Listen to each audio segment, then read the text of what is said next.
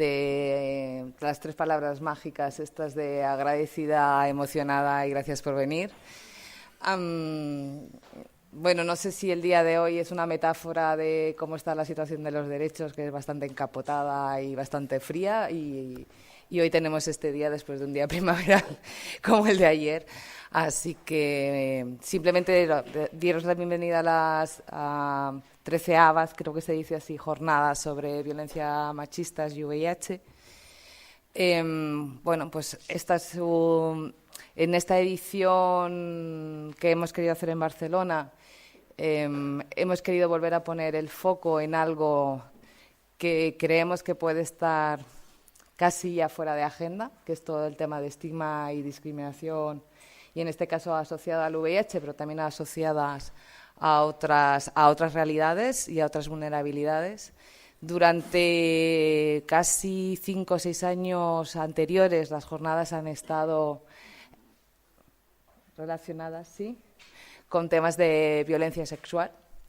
Y este año hemos decidido volver a retomar el estigma de discriminación y hacerlo visible, porque lo que no es visible no existe. Y todavía está bastante presente todo el aspecto que conlleva el estigma de la discriminación en temas de VIH, en temas de violencia y en temas de salud sexual. Como es un tema de agradecimientos, y os agradezco que estéis aquí con el día que hace, siendo un martes a punto de entrar la primavera, que es mañana, sí queríamos agradecer, yo quiero agradecer, Monse, entiendo que también, al equipo que está aquí dentro y al equipo que está fuera de Creación Positiva, que realmente sin ellas estas jornadas no hubieran sido posibles y no serían posibles, van a estar currando un montón de tiempo y siguen currando para que sea posible una de las cosas que nos gusta hacer, que es la accesibilidad de la información y el conocimiento, y estas jornadas van a ser grabadas para que aquellas personas que no puedan venir pues puedan acceder a ellas a través de la web. Y gracias a Sandra, que nos ha insistido mucho. Además, este año tenemos algo especial, que es a Cristian, que hará que también la información y el conocimiento pueda ser accesible a la comunidad no oyente, con lo cual también agradecer a Cristian el trabajo que hará durante todas estas jornadas. Y sin más, dejo a Monse, que quería también pues hacer esto, el agradecidas y emocionadas, y el gracias por venir. Y nada, y esperamos que podáis disfrutar de las jornadas, y esperamos que sean interesantes y que realmente desde aquí nos podamos llevar al menos algún apunte para la reflexión en el día después, y en la implementación de aspectos y realidades que de alguna manera contribuyamos a la eliminación y erradicación del estigma y discriminación en temas de VIH, pero en temas de promoción de la salud sexual. Endavant. Com veieu, aquesta inauguració és una mica... no és casera, vull dir, però és una inauguració que hem volgut que sigui una mica especial. Aquestes jornades són d'àmbit estatal, com veureu les hem fet en espanyol, estatal, internacional, com vulgueu.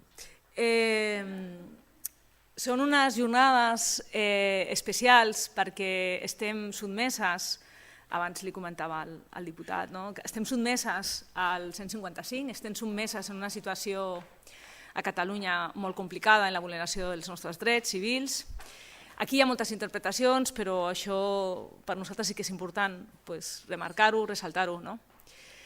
Independentment de què pensem, hi ha persones que estan sent retingudes de forma legal o il·legal, això ja és cadascuna ho veu de formes diferents. Des del meu punt de vista és de forma il·legal, però en tot cas són drets civils molt vinculats amb els drets humans. Con la qual vull fer una salutació als Jordis, sobretot als Jordis, que podia ser jo, perquè jo soc un activista en drets humans, i també als polítics que estan retinguts, detinguts, encarcelados. Una compañera que acabo de bueno, no de conocer, porque ya la conocía, que es Patricia. Es una compañera colombiana de una de las redes internacionales. Acabamos de volver de Nueva York, de la CSV, que todavía están allí en Naciones Unidas, en la sede de Naciones Unidas. Y mientras estábamos allí, han vuelto a asesinar a un activista de los derechos humanos, ¿no? Y esta mañana ella no sabía que yo iba a estar en esta mesa, ni que luego iba a estar, y me ha enviado una cosa, y os la quiero leer. Una mujer indígena, una lesbiana negra, una traba sudaca. 2 feminicidios políticos, Berta y Mariel. Ambas formaban un puente en el que reconocemos las fronteras de los cuerpos asesinatos de las guerras del siglo XXI. El patriarcado nos mata, literalmente, físicamente, y se ofende con nuestra rebelión feminista, que es tan de marea y de ríos, tan de bosques y mariposas, tan de cantos y de danzas, tan de alegría rebelde, tan de vida. Decidimos vivir, hermanas, compañeras, vivir en libertad, en el fuego, en que nos queman, encendemos nuestras pasiones, ardemos como las niñas de Guatemala y con todas las que fueron estigmatizadas por su poder, por los saberes, por sus ritos. Nos levantamos con las mujeres que reivindican el mundo desde las montañas de Kurdistán. Berta, estamos despertando como humanidad. Mariel, hacemos del luto luta. Señores de las sombras, a sus guerras las enfrentamos con nuestras revoluciones. Compañeras, tenemos en nuestros cuerpos la memoria de las brujas, de las guerreras, de nuestros pueblos, de las que se animaron a vivir sus deseos, aún en soledad. Ya no estamos solas, ahora somos millones, miles, millones en el mundo. Quienes se sientan tristes que miren y naveguen la marea, quienes sientan estas olas que nos arrastren, que nos abracen y amparen. Diana Sacayán, pequeña saltamontes, le decía a Lohana: con tu ejemplo de resistencia sudaca, tomamos las calles por todas las trabas, las trans, las lesbianas, las mujeres apuñaladas. Fue travesticidio, le decíamos a los códigos de las injusticias, y nos decimos, si tocan a una, respondemos todas. Somos ancianas, jóvenes, adolescentes, niñas, feministas, que creemos sin miedo a la muerte, ni a la vida. Ahora ya nadie muere para siempre. Ahora todas vivimos de nuestra rebelión. Es un escrito de Claudia Corol.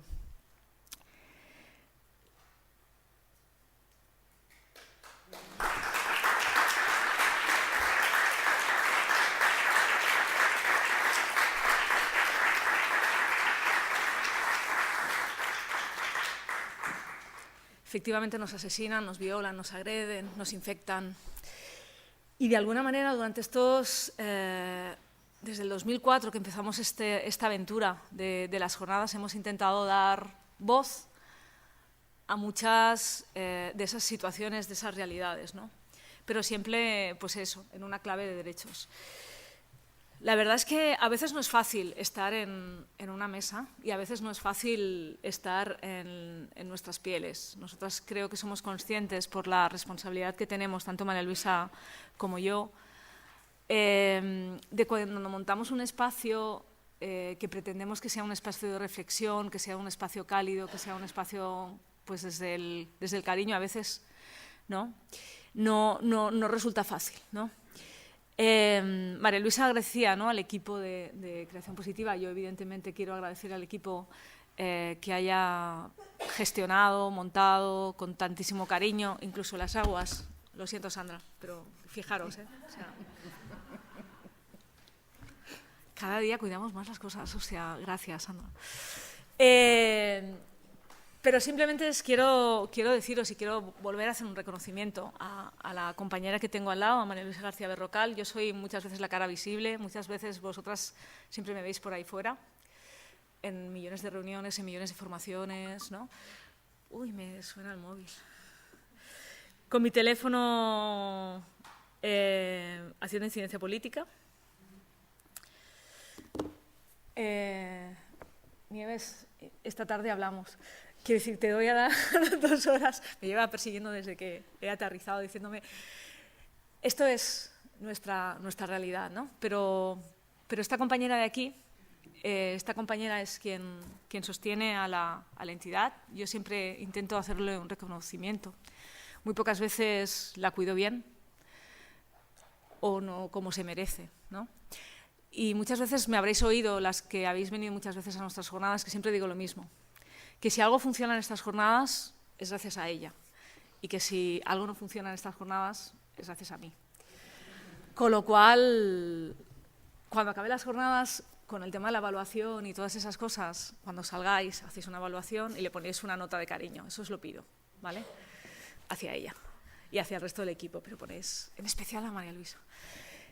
Con lo cual, ya os he dado una pista de la importancia de la evaluación, también os he dado una pista y habéis leído, como estamos ahí con otra jornada, ¿no?, de Pera Calés, pues... esto estaba grabado, esto es cuando el momento en el que tienes que cortar.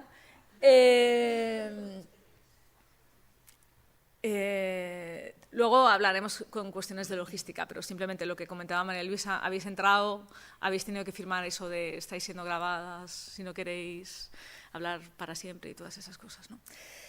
Entonces, nada, simplemente comentaros, María Luisa ha dicho que efectivamente, ¿no?, llevamos muchos años haciendo estas jornadas, llevamos muchos años intentando reflexionar sobre algunas de las cuestiones. Luego yo voy a hacer un repaso en mi parte, en mi ponencia, ¿no?, sobre un repaso sobre qué hemos estado diciendo, qué he estado diciendo sobre el vínculo entre violencias machistas, entre violencias de género y VIH, ¿no? Pero para que os hagáis una idea, hago un spoiler de mi propia ponencia, ¿no? En el 2004, en nuestras primeras jornadas que se llamaban Interrelaciones Peligrosas, ¿te acuerdas, María Luisa?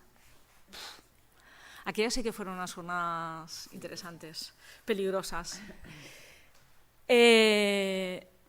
Claro, a veces no tenemos esa perspectiva histórica, pero en el 2004 hablar de violencia y VIH, ¿no?, de violencias sexuales, de violencias, no era como muy habitual. Bueno, no era nada habitual, ¿no? Empezamos a marcar, yo creo que a marcar una agenda que hemos seguido manteniendo. Y en ese caso, una misma, o sea, yo estuve hablando por primera vez y hablé por primera vez y el título se llamaba Agresiones sexuales y VIH. Y estuvimos denunciando porque estábamos muy condicionando, ¿no?, algunos de los discursos, todo el tema del tratamiento posexposición, ¿no?, aquel tratamiento que las mujeres que son agredidas sexualmente, que son violadas, van a los hospitales, etcétera, y teníamos como muchísimas dificultades cuando éramos agredidas, ¿no? Desgraciadamente sigue siendo muy parecido a muchas de las circunstancias en el Estado y muchas circunstancias también aquí en Cataluña, ¿no?, la atención, etcétera.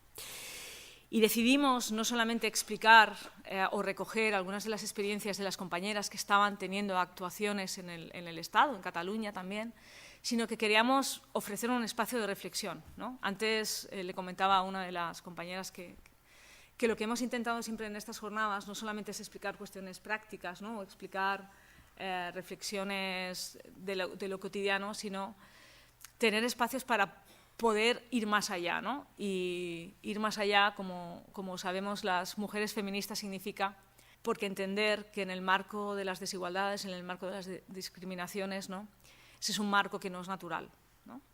Con lo cual la garantía de los derechos, la garantía de todos nuestros derechos civiles, nuestros derechos políticos, nuestros derechos sexuales, nuestros derechos reproductivos, ¿no?, forman parte precisamente de esa configuración, ¿no?, de los derechos humanos y, sobre todo, de lo que da respuesta a esos derechos humanos, que es entender que nos merecemos otro mundo, ¿no?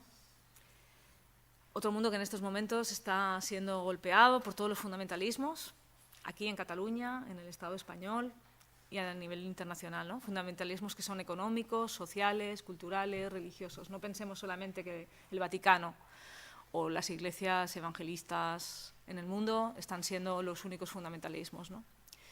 Las políticas económicas, las políticas raciales son también fundamentalismos, ¿no? Nada, yo creo que lo que tenéis ganas es, en esta inauguración, no es una inauguración improvisada, es una inauguración política que hemos querido resaltar, ¿no? No hemos tenido políticas, políticos explicando que nos han financiado, que también tenéis ahí. Pues que esto sí, grábalo, Fabiola.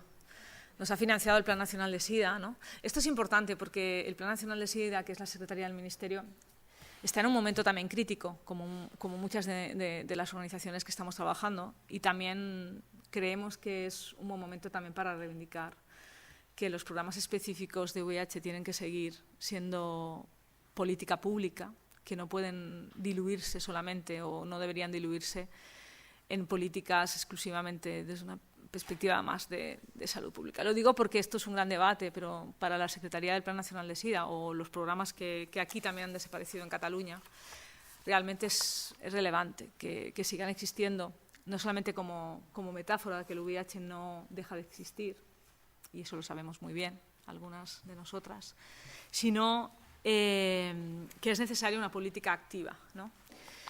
Con eso no quiero decir que el Plan Nacional haga una política activa guays. Simplemente digo que es imprescindible que siga existiendo organismos en el que se pueda velar sobre estas políticas, ¿no? Sin más, yo creo que nos vamos a dar un minuto para hacer el cambio de escenario. Y bueno, también en este agradecimiento agradecer a Noelia, agradecer a Fernando, a David, a Yolanda, a Mireia, que anda por aquí, a Alberto, que estará a punto de llegar, y no sé si se me olvida de alguien más. Sí, he agradecido tenemos más agradecimientos también a Silvia, pero hay también agradecimientos institucionales, ¿no? O sea, os he dicho lo de los logos, pero sí que evidentemente el Plan Nacional es quien ha puesto la pasta. Pero evidentemente queremos agradecer a la Diputación la posibilidad de hacer en este espacio, ¿no? La Diputación de Barcelona, porque la Cuina siempre es un espacio para nosotras no solamente confortable, amigable y con un claro trayectoria feminista, sino que pues, nos faciliten todo este espacio, ¿no? Y también queremos agradecer pues, a la Generalitat, sobre todo al Departament de Treball i Afers Socials y Famílies. Gracias, María Luisa. De nada. Su colaboración también en las jornadas, ¿no?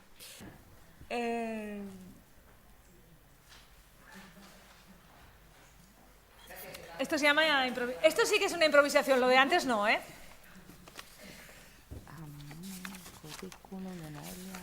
Bueno, sabéis leer, lo tenéis, ¿eh? Hola. Pues nada, buenos días a todas. Tengo el placer de poder presentar a Noelia Higareda González, una gran compañera de una gran organización, que somos socias, aliadas, imprescindibles para poder entender en estos momentos otro marco jurídico, otro marco legal, desde una perspectiva feminista, ya luego, supongo que contextual. Y es una suerte poder contar con ella, ¿no? Antes hablábamos y comentábamos al inicio, ¿no?, de que era tu primera vez. Espero que sea satisfactoria. Ella es doctora en Derecho de la Universidad Autónoma de Barcelona, máster de Políticas de Igualdad de Género, Agentes de Igualdad de la UB, licenciada en Derecho, especialidad Jurídico-Económica por la Universidad Deusto.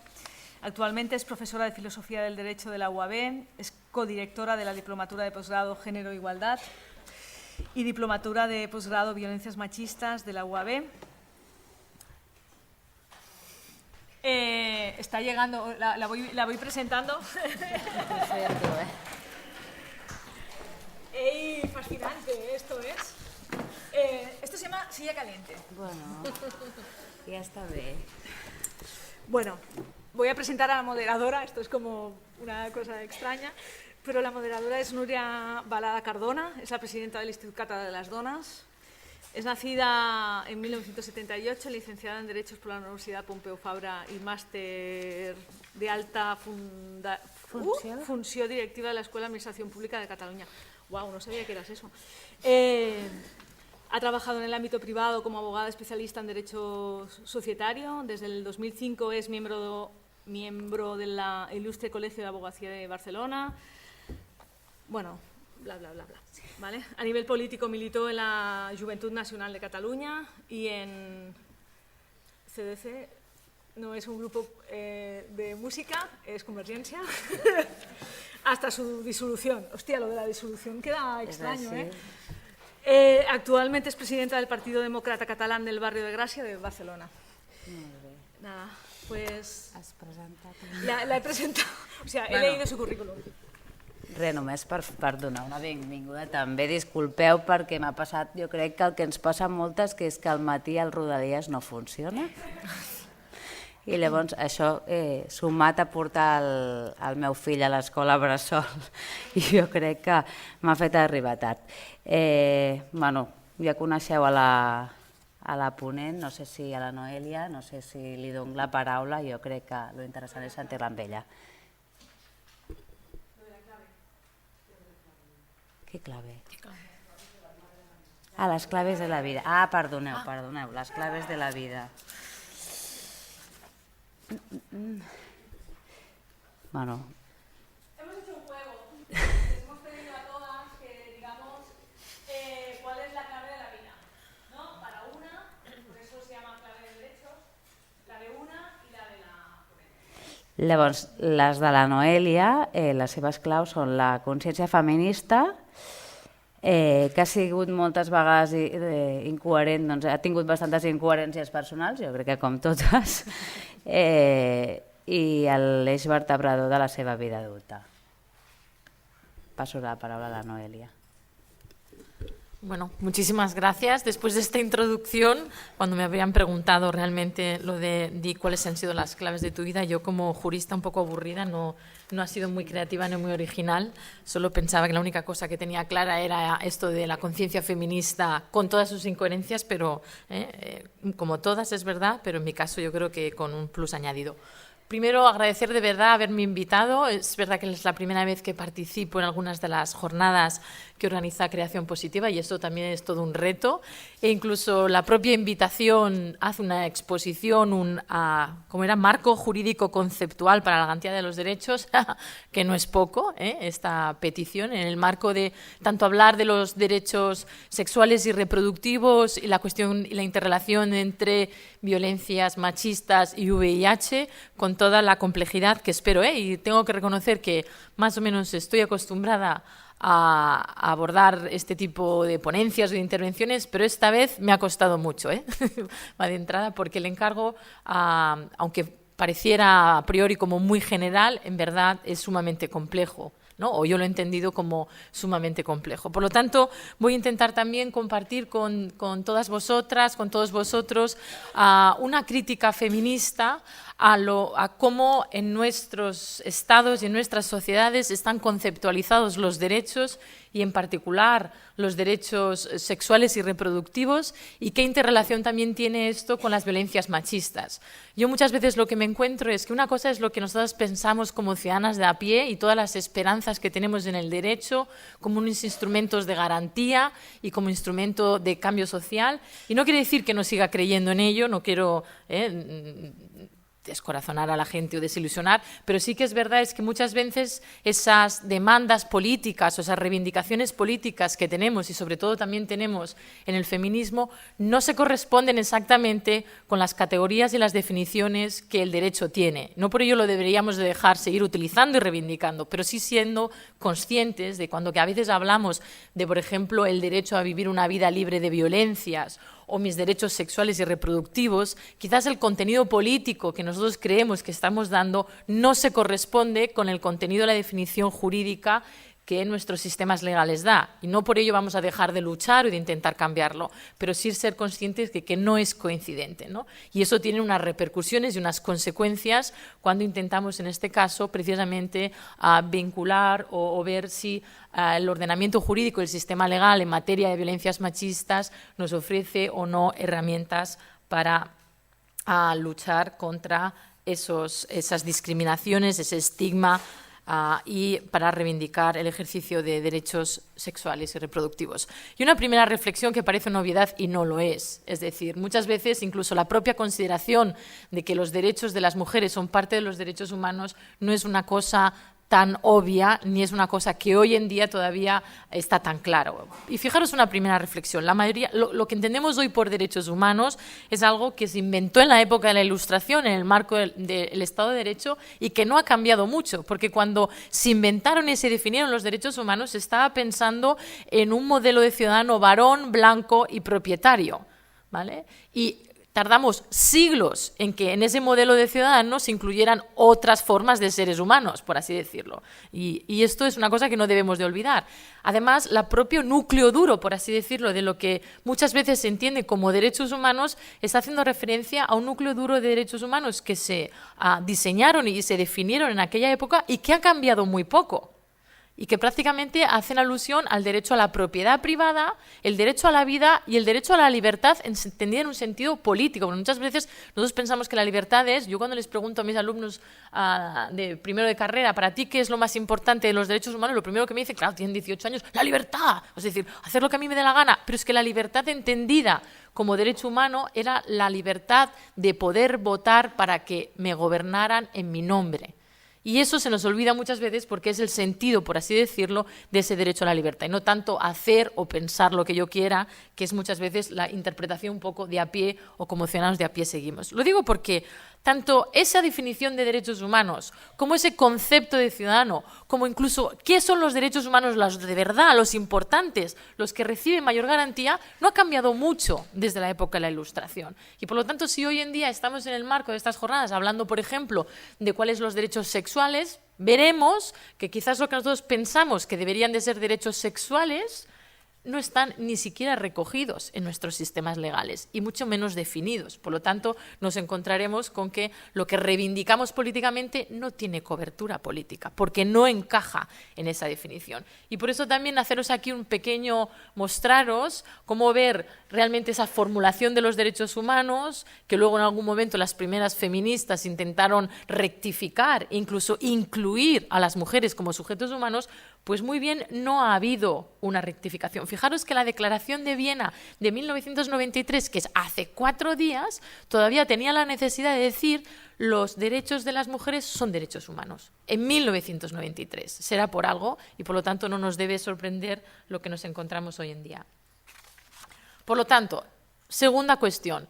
Y además de eso, ¿son los derechos sexuales y reproductivos parte de esos derechos humanos?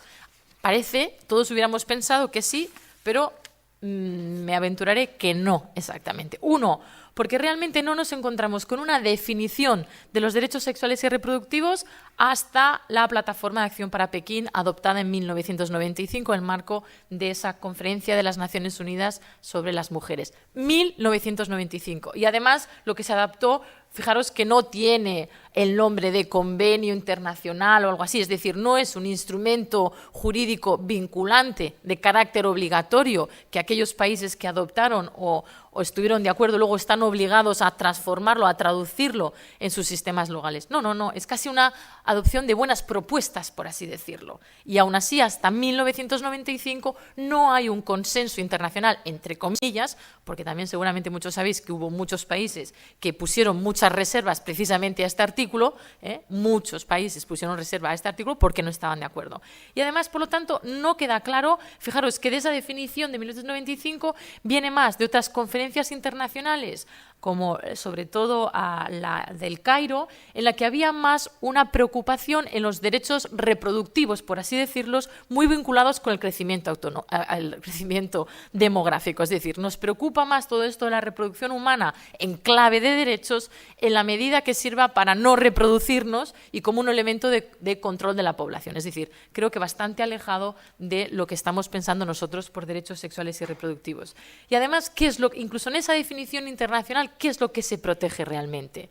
Fijaros que muchas veces hablamos de derechos sexuales y reproductivos, pero luego a la hora de la verdad, cuando leemos el articulado de las leyes, esos derechos se pierden y se comienza a hablar de salud sexual y reproductiva, que no es lo mismo. Y fijaros, tendríamos que en todo caso ver si en todos aquellos instrumentos legales que nos encontramos que abordan de una manera u otra los derechos sexuales y reproductivos, ¿qué se está protegiendo? ¿Realmente se está intentando dar titularidad e instrumentos de garantía de derechos sexuales y reproductivos? ¿O en verdad lo que se intenta proteger es una supuesta salud de las mujeres? Es decir, ¿se está protegiendo la salud o la libertad y la dignidad y la constitución de un verdadero derecho en el que yo soy titular y puedo reclamar el ejercicio y mi garantía? Veamos entonces qué es lo que ocurre. Por lo tanto, si abordamos lo de la garantía jurídica de los derechos sexuales y reproductivos, hay en todo caso una formulación internacional, no hay consenso europeo sobre qué realmente se entiende por derechos sexuales y reproductivos, y cuando venimos a nuestra realidad más cercana, pues no hay una formulación explícita en el ordenamiento jurídico español. Es decir, no puedo deciros ninguna ley en la que digan qué se entiende por derechos sexuales y reproductivos en nuestro sistema legal. No hay una cuestión al respecto. Además, incluso cuando se habla de derechos sexuales y reproductivos en general, se está haciendo esa conexión entre salud reproductiva y derechos sexuales y reproductivos, y en donde lo de la sexualidad y los derechos sexuales se pierde o, digamos, se diluye, me atrevería a decir, ¿no? Y donde el énfasis o el enfoque principal es qué pasa con la reproducción humana. E incluso no siempre se tiene claro que estamos hablando de derechos humanos, sino estamos hablando de cuestiones que tienen que ver con salud pública. Y además donde la titularidad es compartida, que esto es importante, es decir, ¿quién, en todo caso, si es que lo reconocemos con derecho, quién tiene derecho a esos derechos sexuales y reproductivos, ¿no? Aquí os hacía una pequeña mención a seguramente esa única definición internacional con la que contamos de los derechos sexuales y reproductivos, que en todo caso, fijaros, he subrayado cuando hace referencia a cuestiones de lo que podríamos decir que es derechos sexuales. En todo caso, habla de la capacidad de disfrutar de una vida sexual satisfactoria y sin riesgos. Y abajo de todo, hace una mención específica, una vez más, a esa salud sexual, que no a un derecho sexual, que creo que es siempre importante remarcar. Vale. ¿Y qué pasa en nuestra realidad más cercana? Pues que en todo caso tenemos la Ley Orgánica del 2010 de salud sexual y reproductiva, que no de derechos sexuales y reproductivos, ojo, y de la interrupción voluntaria del embarazo. Y fijaros, en esta ley, que quizás es la ley, como podríamos decir, como más importante, se habla de derechos sexuales y reproductivos en el preámbulo, pero luego, en el articulado de la ley, ya no se vuelve a mencionar, ni se explicitan, ni se definen, ni nada. Cosa que es importante. El preámbulo, la exposición de motivos de las leyes, para aquellos que no tengan familiaridad jurídica, pues no tienen carácter vinculante, es decir, no son obligatorios. Sí que son importantes porque nos debería ayudar a interpretar o a entender lo que luego dice la ley, pero no tienen fuerza vinculante. Y en este caso, bueno, pues es relevante en todo caso que el preámbulo hable de derechos sexuales y reproductivos, incluso se atreva un poco a decir cuál es el fundamento, pero después no se vuelve a hablar de ellos en el articulado de la ley, cosa que es importante. Y fijaros en todo caso que sigue en el preámbulo, habla de esa conexión entre los derechos sexuales y reproductivos, pero no reconoce que sean derechos humanos, sino que dice que están fuertemente vinculados a otros derechos humanos, como la dignidad de la persona, el libre desarrollo de la personalidad, o sí que el derecho fundamental, que eso sí que es derecho fundamental en nuestro sistema legal, de la integridad física y moral, la intimidad personal y familiar. Y en todo caso, enseguida deriva a lo que realmente importa en esta ley, que es hablar de la reproducción humana y sobre todo de cómo poner límites a la reproducción humana o cuáles son los límites en el ejercicio de esa autonomía reproductiva, y además recordar que sobre todo esta ley la gran finalidad que tenía era modificar la regulación sobre la interrupción voluntaria del embarazo fuera del Código Penal. y no tanto el desarrollo verdadero de los derechos sexuales y reproductivos. De verdad que hoy, aquí no, estoy todo el tiempo confundiéndome de tecla. Vale. Por lo tanto, fijaros que ya enseguida salta la ley y ya dejamos de hablar de derechos sexuales y reproductivos y dice de garantizar derechos fundamentales, eso sí, en el ámbito de la salud sexual y reproductiva. ¿Vale? Es decir, no garantizar unos derechos sexuales y reproductivos, no definir qué son los derechos sexuales y reproductivos, sino en todo caso ver cuándo en el ámbito de la salud sexual y reproductiva qué pasa con esos derechos fundamentales. E incorpora definiciones que vienen sobre todo de la normativa internacional, que se entiende por salud, que se entiende por salud sexual y que se entiende por salud reproductiva, ¿vale? Que quizás no coinciden con las definiciones que desde el activismo hubiéramos dicho que entendemos como derechos sexuales y reproductivos. Fijaros que, a pesar de que incorpora definiciones que han sido más consensuadas en el ámbito de la Organización Mundial de la Salud sobre salud sexual y reproductiva, ya hemos perdido, por así decirlo, esa definición inicial que os había mostrado de la plataforma de Pekín de derecho como un derecho que todo el mundo tiene a vivir una sexualidad plena sin ningún tipo de límite, más allá del límite que implicaría el ejercicio de los derechos fundamentales de los demás. Vamos a ver si acierto de una vez, ¿eh? Sí. Y en todo caso, cuando luego esta ley define cuáles serán los principios y ámbitos de adaptación, en todo caso, la única parece que obligación que impone a los diferentes poderes públicos, lo único que podríamos rescatar como un verdadero contenido de derecho sexual y reproductivo es ese de todas las personas tienen derecho a adoptar libremente decisiones que afecten a su vida sexual y reproductiva sin más límites derivados del respeto de los derechos fundamentales de los demás. En todo caso, sería el único contenido, pero fijaros que en ningún momento se dice estos son los derechos sexuales y reproductivos, sino en todo caso se considera un principio de ámbito de aplicación de esta ley.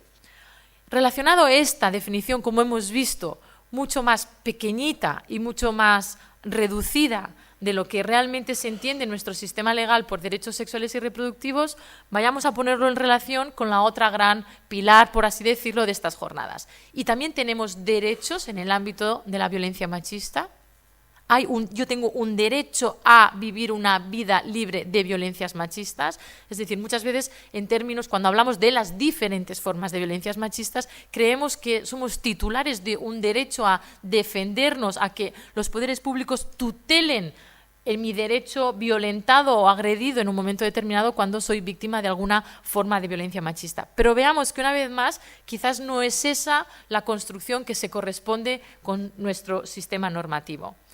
Porque ¿existe realmente un derecho a una vida libre de violencia machistas? Que quizás sería un poco la formulación que desde el feminismo se aboga y se reivindica. Este es el reclamo que muchas veces se hace a nuestros poderes públicos y esto es lo que esperamos que el derecho haga precisamente, ¿no? O nos acercamos al derecho, debería ser un instrumento para garantizar esa vida libre de violencias machistas. Pues veamos si los diferentes instrumentos legales se hacen eco de esa demanda política o esa reivindicación. Si vemos el instrumento jurídico internacional por excelencia en materia de violencias machistas, nos encontramos el Convenio de Estambul, que está adoptado en el marco del Consejo de Europa, del Consejo de Europa, que no estamos hablando de la Unión Europea, aunque todos los Estados miembros de la Unión Europea lo han tenido que adoptar, en el 2011, que habla de prevención y lucha contra la violencia contra las mujeres y violencia doméstica, que fijaros que en todo caso, una vez más, cuando en el preámbulo reconoce o diagnostica o define que la violencia machista, que no habla en términos de violencia machista, que eso es ya todo, que habla en todo caso de violencia contra las mujeres, lo reconoce como un desequilibrio histórico y como un tipo de violencia estructural, que ya es un qué, que luego veremos que en nuestra normativa estatal, por ejemplo, falta ese propio diagnóstico y parece que la violencia de género en todo caso es un problema de discriminación, es un conflicto entre dos y no un problema estructural, ¿vale? Y en todo caso, sí que una de las obligaciones que impone este Convenio de Estambul es que los estados que forman parte, que han adoptado este Convenio de Estambul, están obligados a adoptar medidas para proteger los derechos de todos, y fijaros la redacción, en particular de las mujeres, a vivir a salvo de la violencia, que quizás es lo que más se parecería, en todo caso, de ese supuesto derecho a vivir una vida libre de violencias machistas, que no exactamente, pero sí que reconoce, por un lado, ese carácter estructural de la violencia machista y, por otro lado, ese supuesto derecho a vivir una vida libre de violencias. Pero vamos, cuando venimos a nuestra realidad más cercana, pues fijaros que quizás nuestra legislación estatal ya se aleja de ese diagnóstico que hace ese instrumento internacional. Y quizás una de las principales leyes en materia de violencia de género, que no violencia machista ni violencia contra las mujeres, y utilizar una categoría u otra tiene significados y tiene consecuencias políticas y jurídicas muy importantes, aquí ya la exposición de motivos está haciendo otro diagnóstico de la situación. Y fijaros que en la exposición de motivos habla de la violencia de género, que luego dice violencia de género, pero como sabéis, luego solamente se refiere a la violencia en el ámbito de la pareja. Habla que el problema de la violencia de género es un ataque a otros derechos fundamentales, como por ejemplo la libertad, la igualdad, la vida, la seguridad y la no discriminación. Es decir, me importa y me preocupa la violencia de género en la medida que está atacando a otros derechos fundamentales. No porque yo reconozca un derecho a una vida libre de violencias o no porque yo reconozca que estamos hablando de una violencia estructural, etcétera, etcétera. ¿Me entendéis? Es decir, la formulación es diferente y tiene consecuencias diferentes. Es decir, yo lo que estoy protegiendo es tu vida, tu integridad física, tu igualdad en todo caso. Y si la violencia de género está atacando esos derechos fundamentales, yo como poder público actúo. Pero si entiendo que esos derechos fundamentales no están en riesgo y esto es un conflicto entre dos personas, una pelea familiar, una disputa, no me interesa. Y aquellas otras violencias que se ejercen en otros ámbitos que no toquen esos derechos fundamentales, no me interesa, por así decirlo. ¿Sí?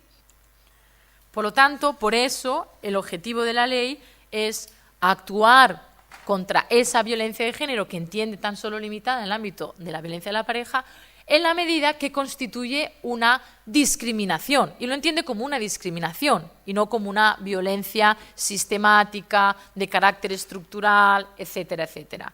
De ahí que luego no nos debe sorprender que ha habido incluso algunos jueces y tribunales que para llegar a aplicar los contenidos de esta ley, para llegar a condenar algunos casos de violencia en el ámbito de la pareja, exigían que no solamente el maltratador hubiera maltratado a su pareja o su expareja, sino que además lo hubiera hecho con un ánimo discriminador y que se demostrara eso. Es decir, te pego, pero que te pego porque te discrimino, no porque te pego, ¿no? Cosa que, claro, tenía mérito, ¿no? Es decir, pero fijaros que esto es una interpretación que no pide la letra de la ley, pero que en cambio se deduce de esa forma de entender la violencia de género solo como una discriminación.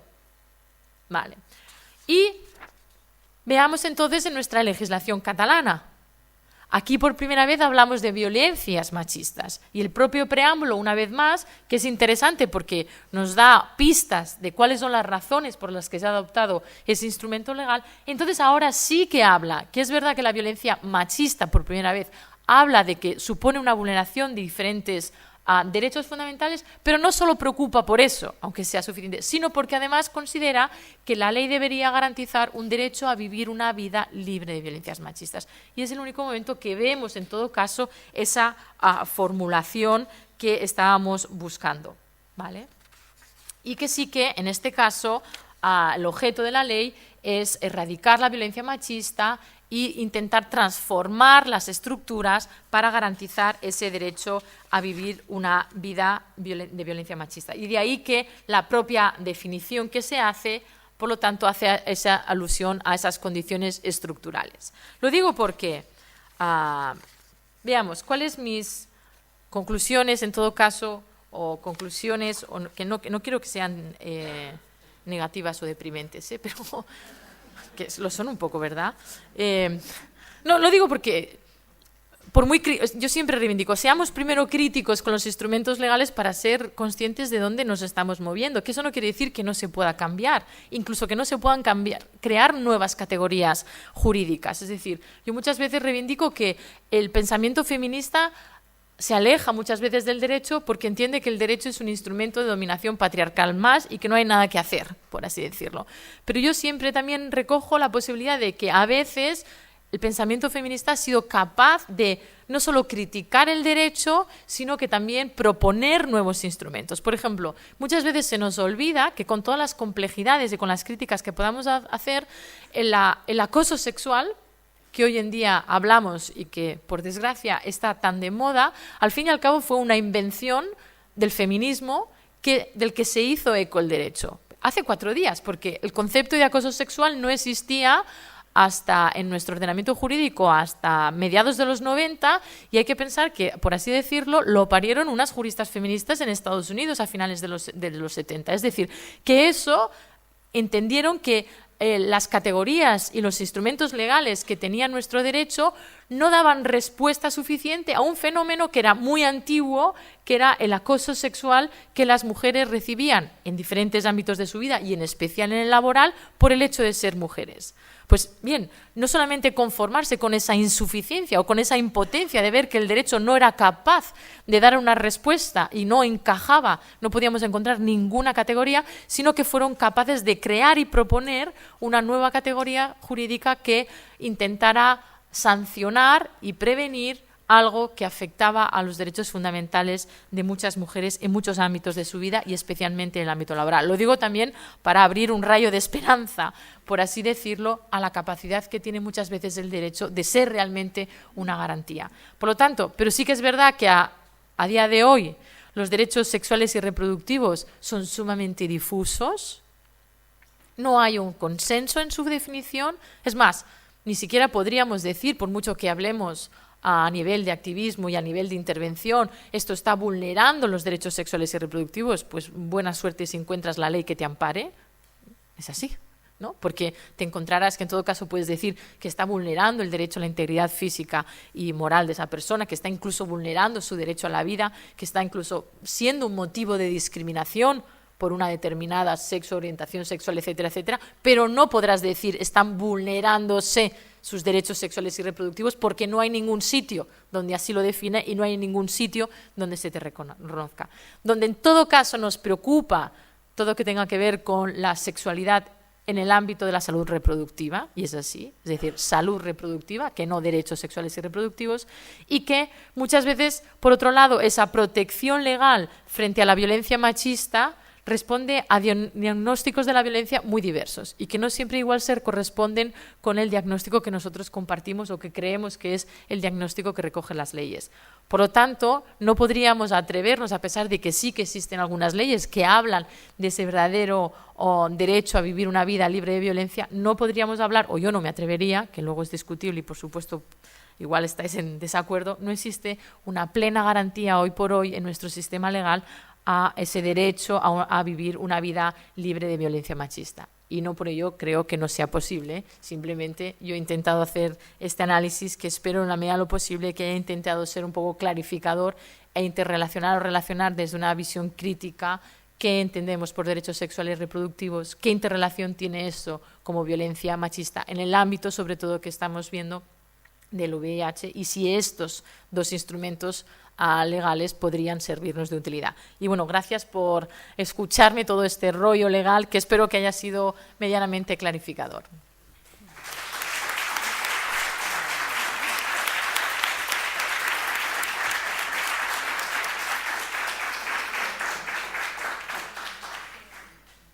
Gràcies, Noelia. Jo crec que totes anàvem apuntant moltes coses que jo crec que són millorables i que ens toca també els poders públics doncs, entomar-ho. Si us sembla, obrim un torn obert de preguntes i de debat. Qui s'anima? Ha quedat molt clar tot.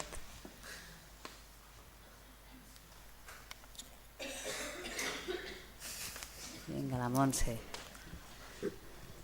Qué bajón, Noelia. Es cierto que hay que estamos hablando de un paradigma que no corresponde muchas veces a lo que entendemos en un marco jurídico. Es un gran debate porque nosotros, por ejemplo, desde el activismo sí que creemos importante, ¿no? Saltar ese marco que es más legalista, que no signifique no un reconocimiento del... Pero sí que me gustaría saber qué papel juega, esto sé que es otra ponencia lo que te voy a preguntar, pero en un minuto. ¿Qué papel crees que juegan las políticas públicas para dar respuesta a esto? Porque no estamos hablando solamente de un marco jurídico, estamos hablando también de política pública, ¿no?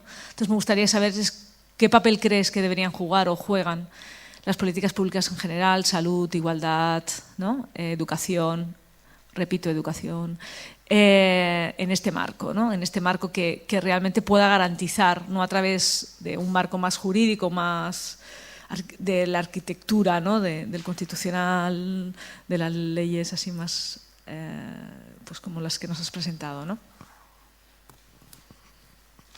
Sí, esto es otra ponencia, ¿eh?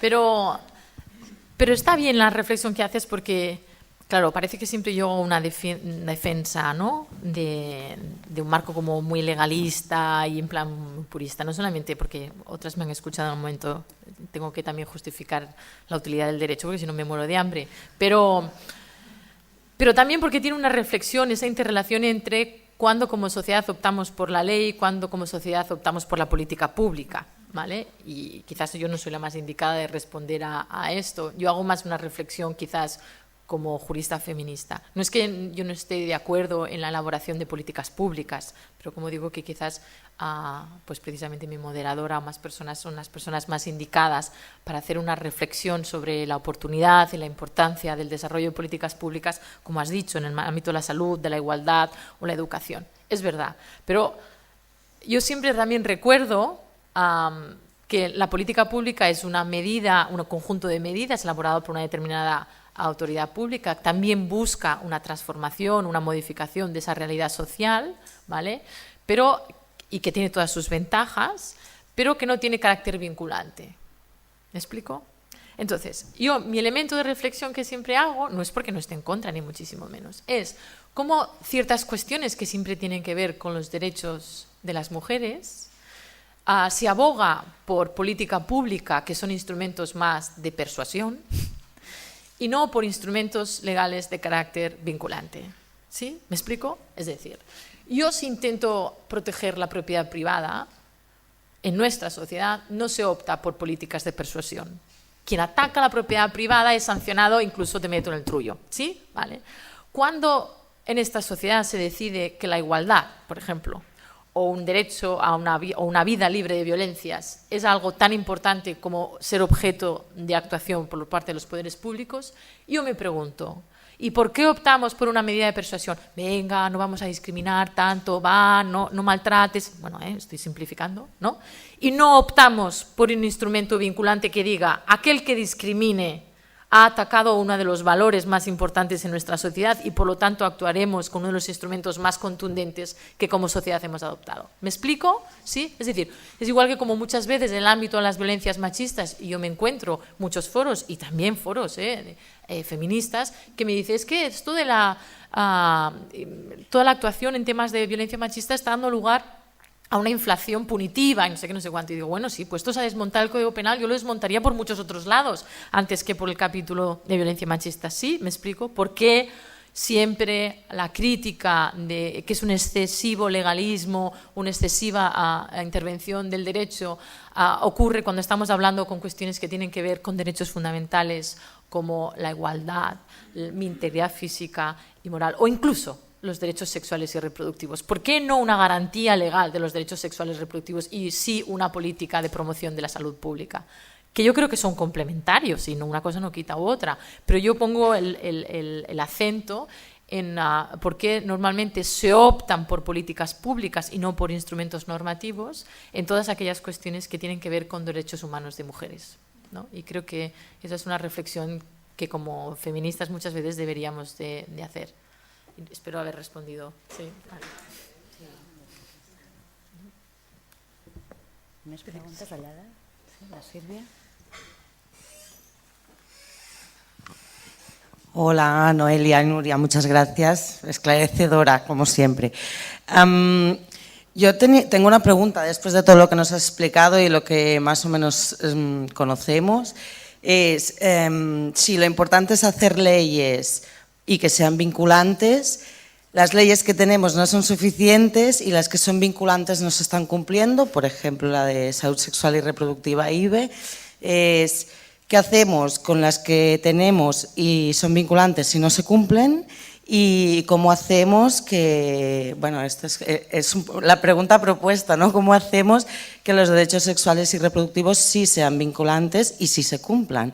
Y ahora hablo a nivel de nuestro contexto más inmediato, conseguir que sean vinculantes y sí se cumplan, ¿no? Esa sería la pregunta. Bueno, es que realmente es verdad que la ley estatal que hemos dicho de salud sexual y reproductiva, fíjate que en la parte que habla de salud sexual y reproductiva es más una política pública y no una ley vinculante.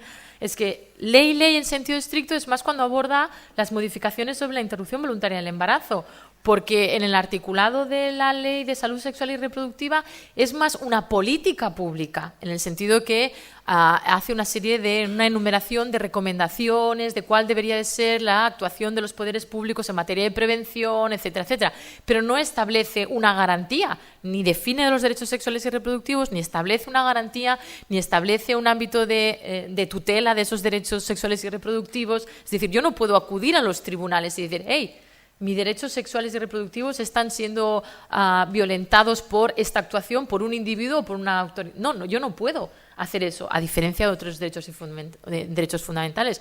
Fíjate que es interesante que yo los casos, por ejemplo, en los que en algún momento ha llegado a tribunales, bueno, vosotros sabéis muchísimo más, pero de temas de VIH, es en los casos en los que se protege el derecho al honor y a la intimidad y a la propia imagen. Es decir, ese es el derecho fundamental que se considera que en esos casos ha sido violentado, no mis derechos sexuales y reproductivos. Y eso es interesante. Y entonces, en virtud de que está atentando contra el derecho a la intimidad, yo puedo llegar al tribunales y decir, oiga, por favor, garantícenme mi derecho a la intimidad, que no mi derecho sexuales y reproductivos. Otra cosa es que en un momento... Entonces, eso es interesante. Aquí hay una ley que habla de salud sexual y reproductiva, que no de derechos, pero no es una ley en sentido estricto, es una política pública. Entonces, las políticas públicas que están muy bien, pero tampoco hay una clara efecto vinculante, no hay sanciones, no hay una evaluación, por así decirlo, no hay un instrumento de tutela de ningún derecho, porque no están construyendo derechos, ¿no? Por lo tanto, es otra materia, que es, como repito, no es que esté aquí haciendo una crítica, ni muchísimo menos a todo el potencial que tiene una política pública, pero sí que diferenciarlo muchas veces como ciudadanos de a pie tendemos a identificar o considerar sinónimo y no lo es. Y lo que yo pongo de relieve es esa lectura de por qué no lo es y cuándo se opta por una cosa u otra. Por lo tanto, quizás en todo caso tendríamos que reivindicar la existencia de un verdadero derecho sexual y reproductivo, definido y con una titularidad y con una tutela, ¿no? Y aparte de todas las políticas públicas que podamos pedir y se desarrollen. Més preguntes per l'edat? Bueno, ja és la tercera, ja anem arribant. Jo el que proposava, a veure, a mi, amb tot el que has dit, a veure, com movem el dret, no? Com movem les lleis? Tindria sentit que arrel de tot el moviment de la vaga de totes, de la força de les dones, es pugui promoure una iniciativa legislativa popular? Això entraria dintre de moure lleis que estan fetes per homes que no contemplen les necessitats de les dones, ¿sería posible? Posible, sí. Otra cuestión es, fíjate que muchas veces producto de la reivindicación, ahora, ¿no? Cuando vemos el efecto del 8 de marzo y muchas veces muchas de las reivindicaciones políticas que el movimiento feminista ha vuelto a poner encima de la mesa, no nuevas muchas veces, sino viejísimas. Otra cosa es que ahora de repente parezcan nuevas, ¿no? No es que yo no crea en las iniciativas legislativas populares, pero sí lo que he visto, que verdaderamente iniciativas legislativas que no hayan sido amparadas por diferentes grupos políticos difícilmente salen. Es decir, a no ser que algún grupo político que adopte, por así decir, esa iniciativa legislativa popular o que lo haga suya, que lo incorpore en su programa, difícilmente luego se transforma. Por ejemplo, si estamos hablando, si alguien se atreviera en este estado a llegar a formular jurídicamente un derecho sexual y reproductivo, un instrumento normativo. Y visto lo visto, me parece que está lejos de que haya ningún partido político que haga suya esta reivindicación. Es decir, no hace falta que os recuerde que incluso cuando se aprobó esta ley de salud sexual y reproductiva en el 2010, acordaros el profundo debate que hubo en este Estado respecto a la propia garantía de una salud, que no derechos sexuales y reproductivos. Y todavía las trifulcas que se pueden montar cuando tú estás hablando no ya de derechos sexuales y reproductivos, sino de autonomía reproductiva o cosas de estas. O sea, imagínate hablar esto, o en temas de educación, etcétera, etcétera. Y fíjate que no es por ser, se parece que al final tengo la sensación de que estoy siendo súper pesimista, pero intento ser realista, pragmática. Fijaros, por ejemplo, una vulneración tan grave como la brecha salarial, que no es nueva, que es un tema que el movimiento feminista lleva diciendo unos siglos, pero vamos, décadas, y que es una discriminación. Vamos, que es que quien no se lo quiera creer es porque no quiere leer los números o es un analfabeto, porque claro, es que no es una cuestión, aquello no puedes decir que es un tema subjetivo ni nada, es que basta para echar un vistazo a cualquier estadística sobre los salarios de hombres y mujeres en nuestra sociedad, lo ves, y aún así esa grave vulneración de derechos fundamentales se considera que no se puede, que no hace falta hacer un instrumento normativo específico para no, es decir, si a mí me roban sistemáticamente, eso sí que es incluso un delito. Pero que sea un robo colectivo sistemático en el tiempo, no lo sé. Vamos a ver si hacemos una política pública de ir cambiando las cosas. ¿Sí? ¿Me explico? Hola, gracias Noelia por toda tu exposición.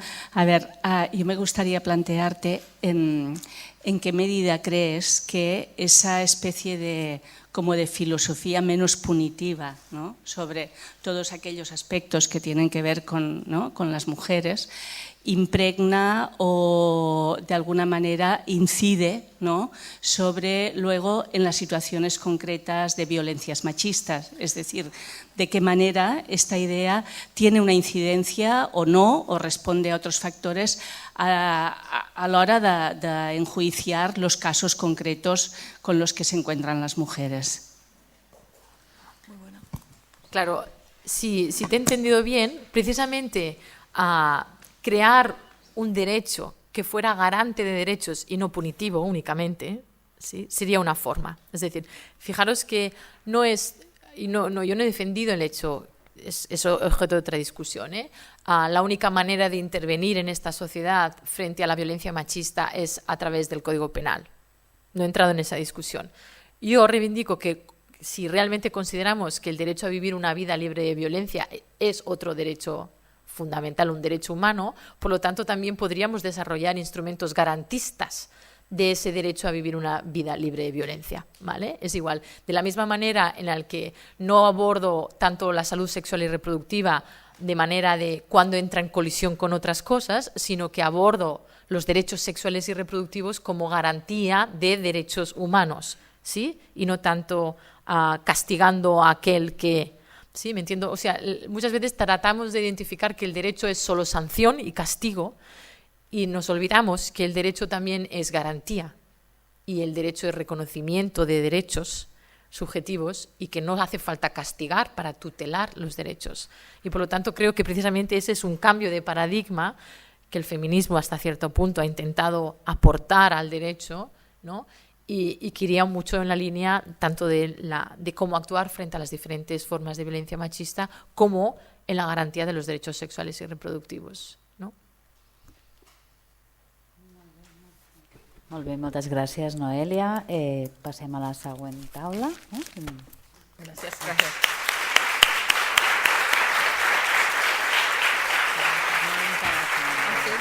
Gràcies.